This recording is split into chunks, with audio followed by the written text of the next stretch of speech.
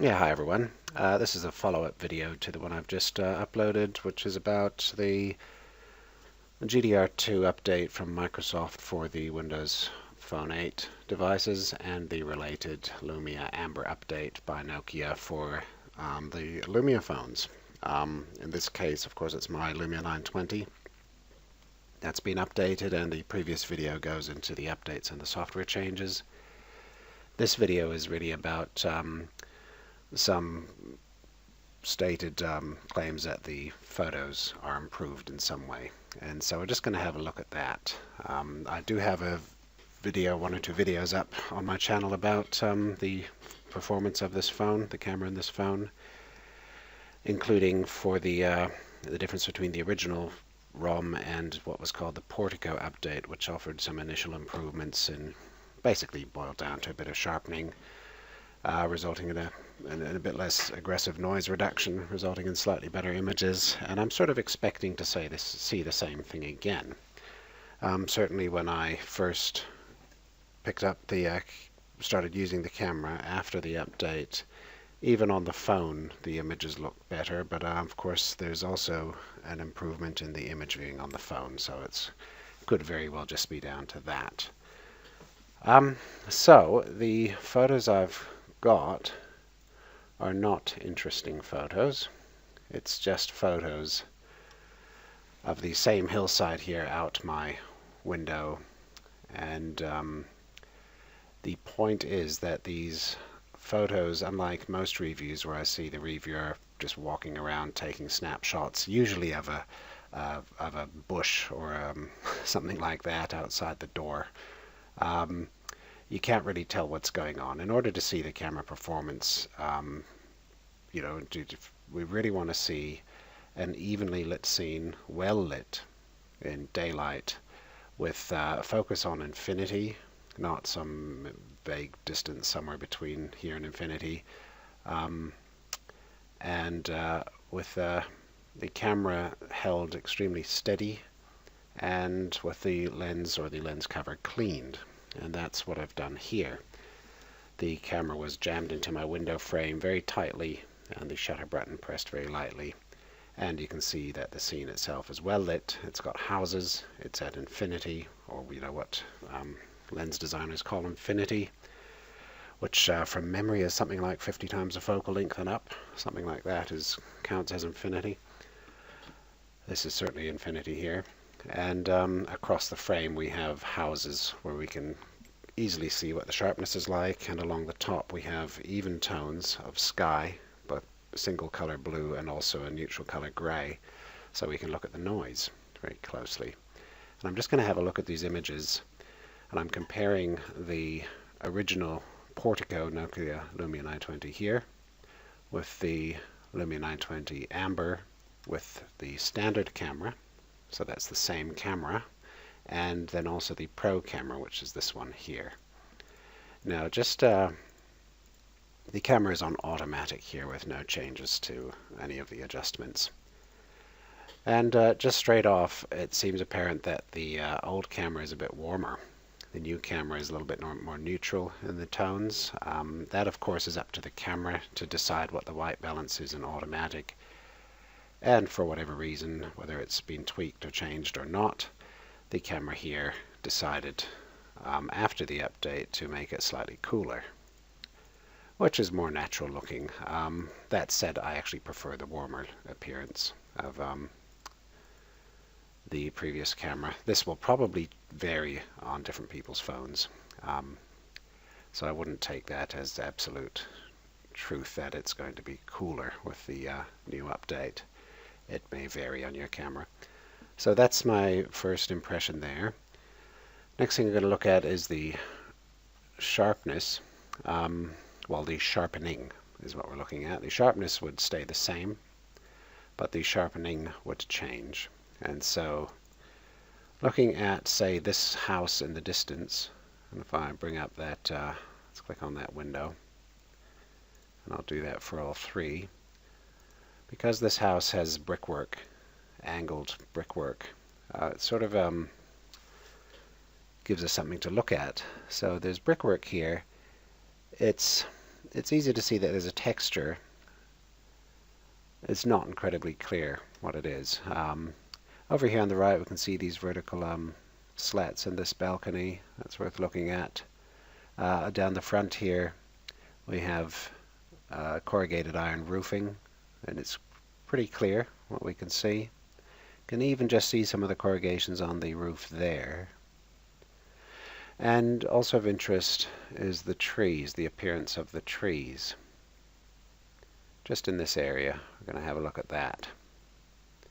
Okay, so that's the old camera. Here's the new one. Same camera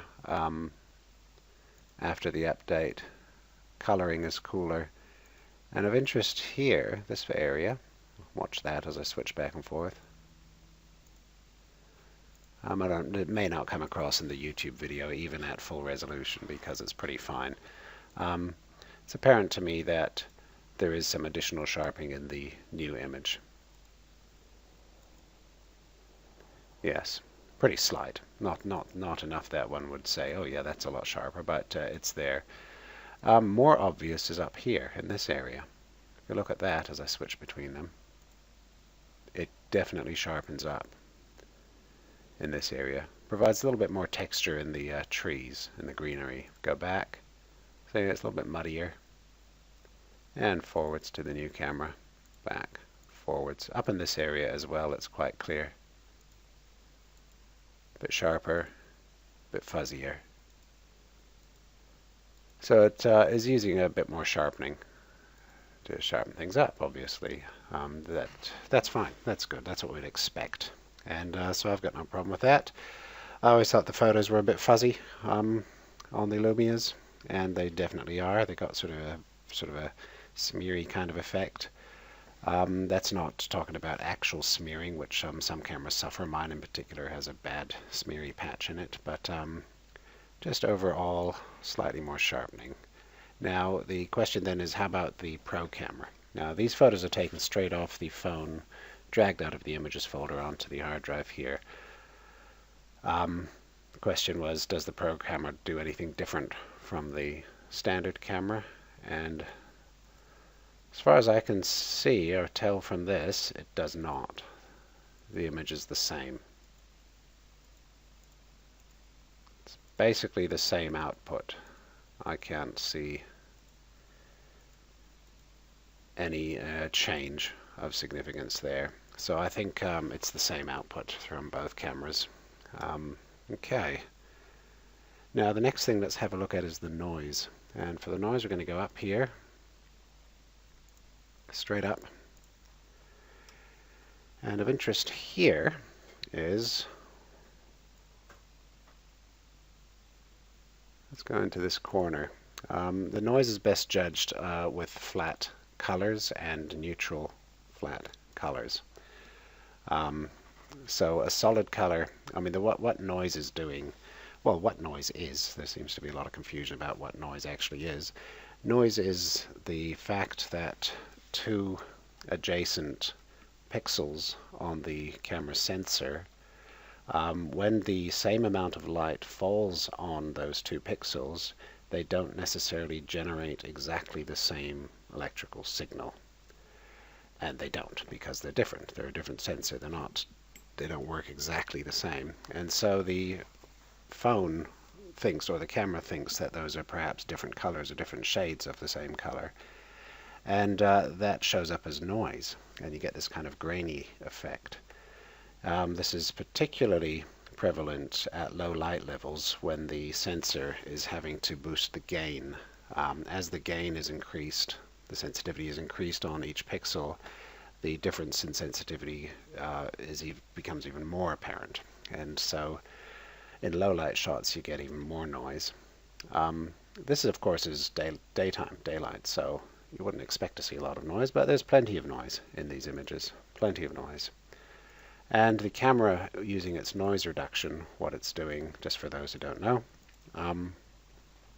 it looks at two adjacent pixels that are very similar but not quite the same, and it tries to determine whether those pixels should actually be the same. Now, if you're staring at a field of grass it's very hard to determine that. But in an even blue sky like this, well, chances are any two pixels next to each other should probably be the same. And so the camera tries to do that in its processing. It tries to not just look at the two, it actually looks at a larger area around the two. So it oversamples. It actually looks at a larger area and goes, well, all the pixels in this area are approximately the same, and the ones even further away are similar, and so there's no drastic changes. And so it can say, well, there's probably smooth tones here, and so I'll make them the same. It can't rely on that. I mean, this might be a shot of some gravel, something gravelly, and or a sandy beach, and of course, yes, every tiny little pixel might be slightly different. So it, the camera just has to decide what it thinks might be best. And that's called noise reduction. And it can do that more or less aggressively. And as it does it more aggressively, things also become a bit fuzzier because the detail is lost. With extra grain, you get this apparent detail that sort of comes up in an image. And so that's noise reduction. And what we've got happening here, this is the old camera. And again, I can't say if you can see it on the YouTube video, but it's quite apparent here that the noise or the grain in the old camera software is very gritty. It's very gritty and grainy, lots of clumping, almost like actual silver grain on film. So there's quite a bit of clumping going on here, and it's sort of an unevenness to it.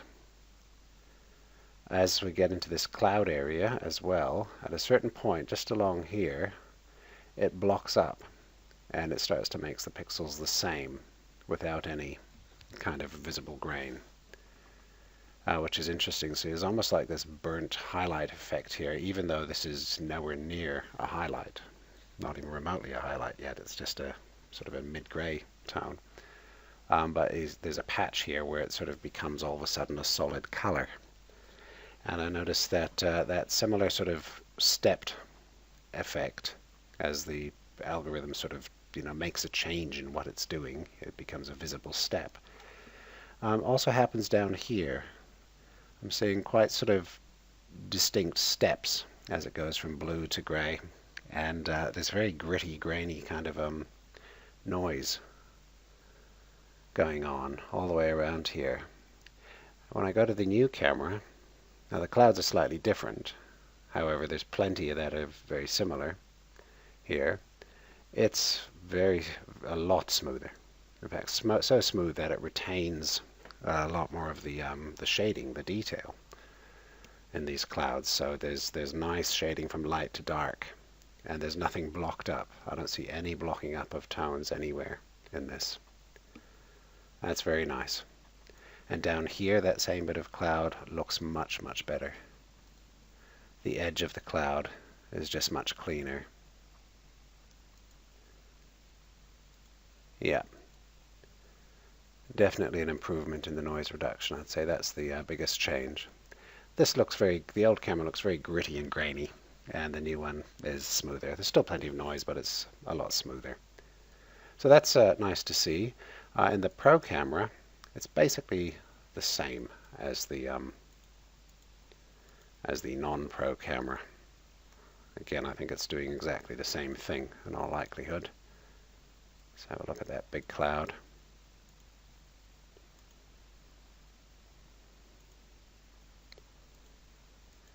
Yes, I would say it's doing the same thing. I don't think these cameras, the Smart and the Pro and the normal camera, are doing anything different here. It's the same output. Okay. This is, of course, on the Lumia 920. On a 1020, it's probably different because it needs the Pro camera application to process the images on that camera. The Lumia 920, of course, doesn't. And so I think this is the same output for both. So that's interesting to see. Now, what other, in terms of the overall sharpness down here, again, my own camera, which has this big smeary sort of spot up in this area in every photograph. It's a common problem I see in a lot of smartphone cameras, where one area just becomes very like someone smeared Vaseline on the CCD or something and it just becomes all smudgy. That of course stays exactly the same, doesn't change at all. I also noticed that, and I might just bring up for a moment the promotional shots from the launch event for the 1020 camera. I looked at these with great interest straight away. These were taken like the day before the launch event by the actual engineers hanging out of a helicopter over New York. And it's interesting that when we look at it up close, that some things, like these cars on this overpass, or actually all of these cars down here, these ones here, they look very, very good.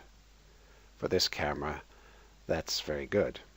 For this type of camera and lens, good result, excellent result. And of course, when you look at it like that and you think, gosh, for the same size print, you're going to get that detail. It's excellent, very, very good. So it's great at that level. However, as we move around the image, there are areas, such as here, where it's all smeary again. That same kind of Vaseline effect happens.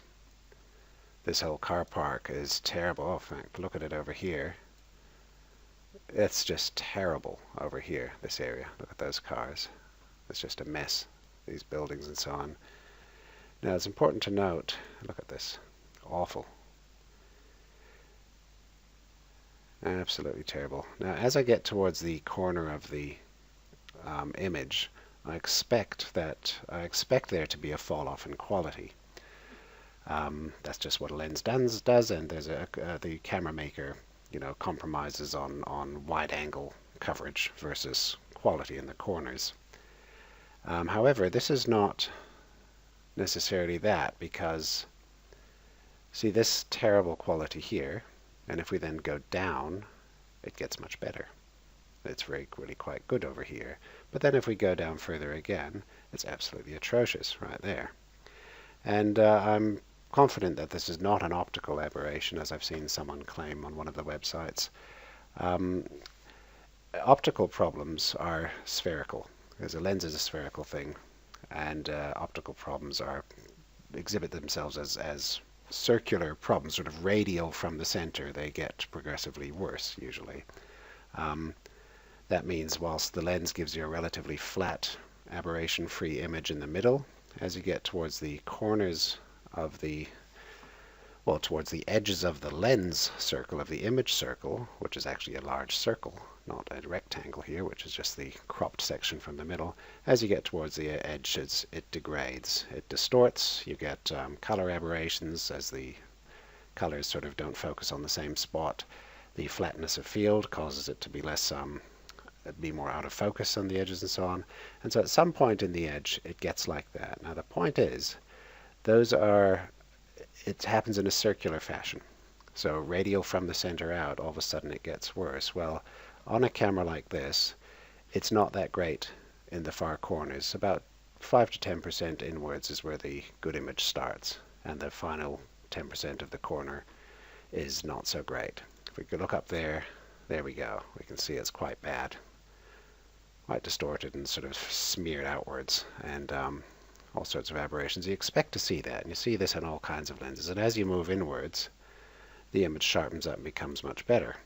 Okay, now that circle, you can draw it roughly around here. It's a circle, goes down there, comes in here, and then it goes underneath the edge here, and I'm going out of the end, then it comes back in on this side.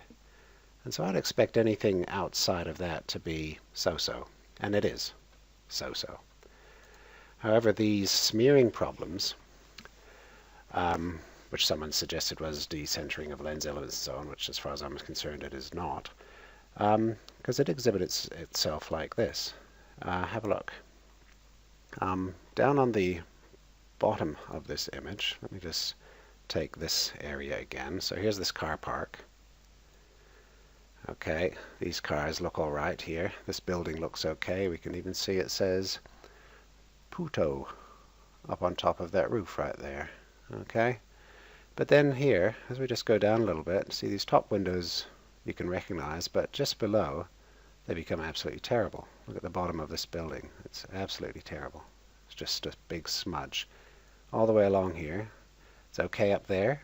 Down here it's terrible, right? Okay up there, terrible down here. All the way along the entire bottom edge of this image. Perfectly fine there, and then this tree is terrible down here.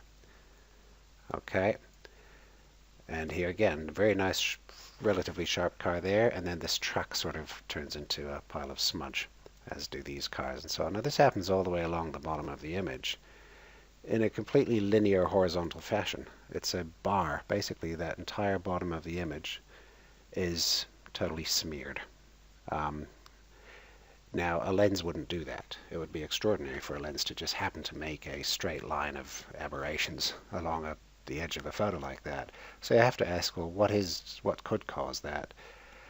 Well, the mounting of the CCD, a fault in the mounting or in the way it's mounted. I don't know, maybe there's a filter or something along the edge of the, covering the CCD, and the way it's framed or mounted or adhered to the framework or something. There's some physical problem that causes that, as far as I'm concerned. And it's not very good. It's really quite awful. I would take that one back if I bought that 1020. I wouldn't want to deal with that. And so those problems are sort of weird, and they're all over the place. And the 1020 has it, the 920 has it, and other cameras I've looked at reviews on also have this problem. However, with the 1020, of course, you've got so much area to play with that even if you get a print this size, well, even that terribly out of focus fuzzy bit down there is almost acceptable. It sort of pulls itself in to just be a bit fuzzy. And the rest of these things look perfectly good because, of course, they're going to be printed at very high resolution if you use the full or even the downsampled version of this kind of photograph. So it's not going to be a problem.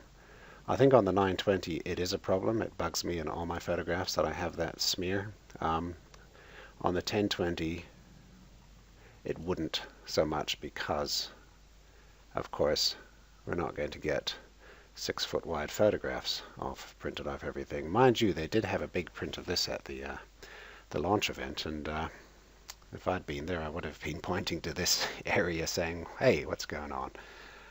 Here it is terrible again. Look at these trucks, all smeared. Awful. Just awful. But then a lot of other areas very nice. Look at good sharp balconies, those chairs. It's excellent up here. Very good. And so that's just a related comment about sharpness on the 1020 of interest to people, I hope. Okay, moving on. Let's get back to the photographs. So that's the noise and the sharpening in a good typical daylight shot we've dealt with. Now the only other thing that of interest is the noise reduction and so on for the nighttime or darkness low light shots. Now I did this in the daytime, so I was looking for something to photograph in a very, very dim light, and I went into my wife's walk-in wardrobe where she keeps all her mess, and I took a photo. Now it was almost black in there. You could hardly see a thing. Again, I jammed the camera into the door frame, and I let the camera use the focus light so it would focus. But that's all. And I took a few photos. And so this photo here, we all know what the Lumia 920 does in typically dark environments, and that's this. This is the 920 doing the kind of photograph that people would normally say, wow, look how much you can see. Now note that this was virtually black. You couldn't see. All I could see with my eyes was this highlight there and a little bit of this pillow. The rest of it was black. It was just black. You couldn't see anything. And so it does, the normal 920 does an amazing job of showing you what's in the room, even if you can't see it. So that's very impressive. And to do that, it, on automatic, gave us a 1/3 of a second exposure at ISO 800. ISO 800 is the maximum for the Portico Lumia. The 1/3 of a second, that's the slowest speed that the shutter will go down to on automatic, and be considered to be hand-holdable. Now, of course, it's the optical image stabilization that allows that. Normally, on a normal camera, that is way too low to hand-hold. But the Lumia 800, these are its darkness specs. Now, it's interesting that when the camera first came out and was tested against other cameras like the iPhone, some reviews would post pictures taken with the iPhone at dusk or in dark environments, and on the page the images would often look similarly bright. And what they were missing though was the noise. So the difference was that the iPhone could go to 3200 ASA, and so it actually had an extra couple of stops worth of leeway to give you, an extra couple of stops worth of brightness on an image. And so that worked to the iPhone's advantage, but only if the photos were viewed on a web page at a small size. As soon as they were seen full size, the noise would become very apparent, and the iPhone photos were actually extremely noisy and gritty and grainy. However, that was something I thought that they should have changed, is allowed this to go up to 3200, and they've done that now in this new update. It can go to 3200. So we'll see what that does in a moment. The next photo here of interest is this one. This is the same image, same camera, but now the camera is turned into nighttime mode. If you look at your Lumia, go to camera settings, and you can change the modes, and there's a special nighttime mode. Now the difference that does is it allows the exposure time to go beyond a third of a second, and here it's gone to 1 second. Still ISO 800, but 1 second exposure. That's like an extra stop and a half, and as you can see, it's quite dramatic again. Now remember, this was a dark room where you could hardly see anything at all. And so, amazingly, the camera can produce a result like this. And I'm just letting you know that's the difference between the standard Lumia darkness performance and the nighttime mode. As for the noise, well, 800 ASA and the Portico update noise reduction looks pretty good. I mean, it's a bit noisy, a bit fuzzy, but not bad at all, especially for a small print like that. Very interesting. Now, let's look at the same things on the new camera after the Amber update. Okay, so after the update, we get, let me just find the images. Okay, after the update, this is the first image. This is the equivalent of this. This is the camera on automatic, just take the shot. Okay, and what we have, whereas this one was a third of a second at 800, this one here with the post update is a third of a second, sorry, let's look at it again, it's a third of a second at 3200, so it's 2 extra stops, and that's what it gives us. This was an ability the iPhone actually already had. What it didn't have was optical image stabilization, so you'd actually have totally fuzzed out photos if you handheld the camera. But that extra ASA gives you that result, so it's not bad at all. It's pretty noisy, but hey, not bad at all. Not bad. I think that's quite good. So by default, at a third of a second, the new camera almost performs like the old camera did in night mode. So here's the old camera in night mode. It's got very nice colors. The new camera in default automatic mode gives you that. And that's the difference of going up to 3200 ASA. So that's advantage number 1 to the new camera. The next thing related to that is, let me just scoot down the list here. I have to try and remember what I did. Okay. Oh, the Pro camera. I tried the Pro camera as well to see if that would give us a different result.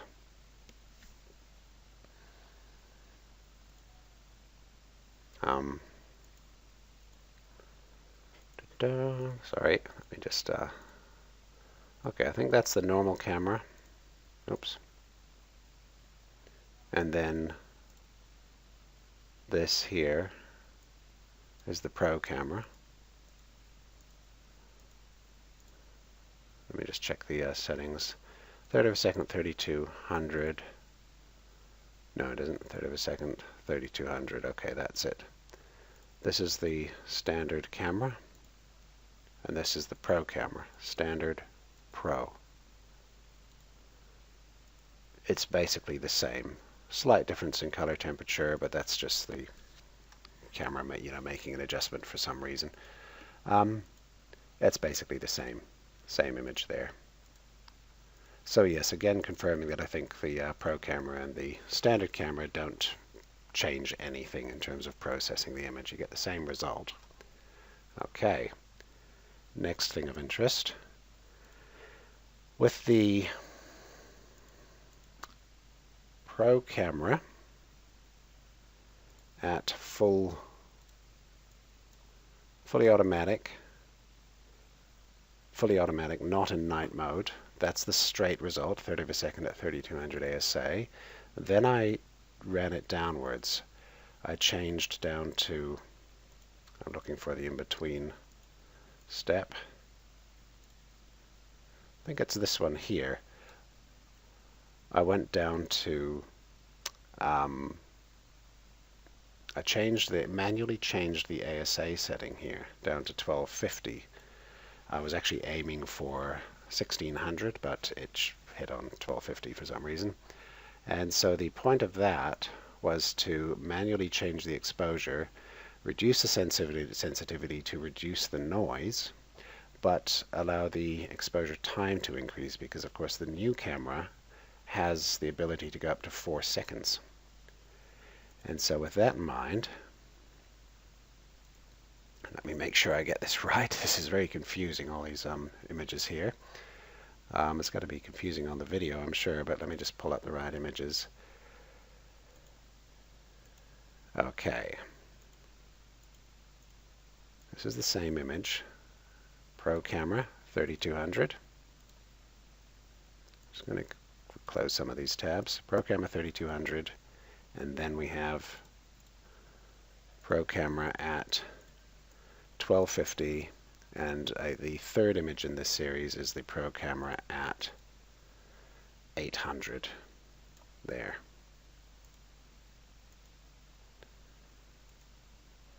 Yes. Okay. So this is what you can do with a bit of manual experimentation. So if this is what the camera would give you on automatic, full 3200 ASA, quite noisy here and quite fuzzy because of the aggressive noise reduction. If you decide you want to reduce the ASA, to reduce the noise, and if your camera's say on a tripod, so you don't mind, you can let it have a long exposure, you can do that manually. So reduce the ASA and increase the exposure. And here we go, I've done that, and it immediately has better color. It's sharper looking, has better color, and is overall just a much nicer looking image. The next step in that same line of thought is to reduce the ASA back down to 800 and let the exposure go up again. And that's what it's done here. The exposure in that one is all the way up to, oh, it's only 1 second, 800 ASA. Oh, and that's in fact, that matches what we just saw on the Portico camera. So we can match that. That's the nighttime mode on the Portico camera, is the equivalent of this on the Amber camera, 1 second at 800 ASA. And we get much the same result. Much smoother noise, it's much nicer, good coloring, and it appears to be sharper. You see this bag, see how that looks at 3200, and there it looks much more detailed and better at 800. So you can do that. You can stick your camera on a tripod and adjust the settings and get a better result. So that's very nice. The next thing of interest here, I took this whole process a bit further, and I decided to first increase the exposure time manually all the way up to 4 seconds. Now the camera, of course, runs out of ability because it hasn't got an aperture it can't change the exposure enough. This is basically totally overexposing the inside of the closet, and it just shows you how much light you can get out of darkness if you let the camera sit open long enough. Here we can even see detail in the black, whatever that is, jersey or something, just by letting the camera shutter stay open for very, very long, and that's at full 3200 ISO. Now if we do that, but then take the ISO back down to where we get a correct exposure, and so we're still at 4 seconds, but now we're got the ISO way down to 250. Because we have such a long exposure, we can take the sensitivity right down to 250, which gives us the least noise possible. And in this case we went for the correct exposure, so that's the result. And it's by far the best photo in this lot of the interior of this cupboard. And quite frankly, to me, who was there in the dark, is incredible that this come out like this. Sorry, it's not a very interesting photo, but the result is very good. I mean, it looks like natural light. It looks like the door's open. It looks like there's a sunny day outside the outside the cupboard, and it wasn't. It definitely was not. So to compare that with the old camera, the best photo from the old camera is this in the dark, and that's the nighttime mode. 1 second at 800 ASA. That's the best result. Pretty good. And this is the best result from the new camera. 4 seconds at 250 ASA. Yet another great bump in color and sharpness as well. Looks very good. So there we go. Overall, I think much improved, and this opens up the possibility to get a tripod, get that Lumia 1020 grip on your 1020 if you have one, and get out in the dark and make use of that long exposure time, and use the ISO to adjust your exposure. Quite interesting results. Now, I think I've gone on long enough. The only other thing I briefly checked here was the digital zoom, because the new camera, I wanted to see if it would do anything different with the zoom. So say there's the Pro camera zoomed into this shot, and there it is at full size. It looks terrible, obviously, because this, unlike a Lumia 1020, this 920 hasn't got the extra pixels. Is that a person standing there? I think it is. And see, on a 1020 we'd actually probably be able to see that person properly. And the thing of interest, though, is if I go to the old camera, this one here, okay, the thing of interest is just how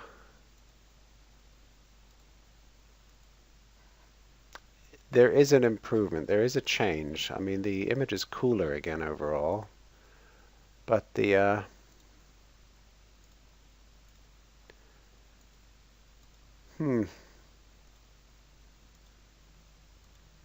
quite frankly, the old one, oh no, this is very obvious. Okay, look at this. Yeah, this is obvious. On the old camera, I'll show it to you like this. There, and there. Okay. See this edge here going up? It's quite jagged, like pixels. You can see a stepped, pixelated kind of edge going up. And quite a bit of this purple fringing going on, but those jagged edges, and I don't know quite how the camera's doing that, but you can see them all over the place, quite jagged up there. Well, the new camera here, much smoother and less purpley, but that could be due to the color balance. But yes, it hasn't got the jaggies quite so much, so it's processing it in a way that reduces that quite dramatically. It does make the detail look different, and it shows as slightly more detail better detail here in this brick wall. You know, you can see the angled bricks there, whereas on this one, something in the processing has just mucked it all up.